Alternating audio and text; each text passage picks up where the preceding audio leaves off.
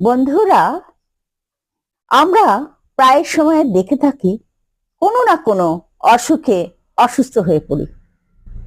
তা আমি বলবো তার থেকেও বড় ওষুধ, অসুখের মেডিসিনের থেকেও বড় ওষুধ হচ্ছে মানুষ। দেখবেন, যে মানুষ আপনার জীবনে আনন্দ এনে দেয়, আনন্দের মতন কথা বলে, মনে শান্তি দিয়ে কথা বলে, দেখবেন আপনার সেখানে অসুস্থ লাগছেই না, বরং মনটা ফ্রেশ হয়ে আপনি কাজকর্ম করছেন। কিন্তু কিছু মানুষ আছে যেটা ক্যান্সারের থেকেও ভয়ঙ্কর, যারা কি করে সারা দিন আপনার পেছনে পড়ে থাকবে। আপনি কি করছেন, কোথায় যাচ্ছেন, কেন যাচ্ছেন, কেন খাচ্ছেন না, শুচ্ছেন না কেন, শুচ্ছেন কেন, সব খবর তাদের চাই। এই উৎপাতগুলো মানুষ করে কেন বলুন তো? কারণ তারা হচ্ছে মানুষ না, তারা ক্যান্সারের সমান জন্তু। তারা একটা রোগগ্রস্ত মানুষ।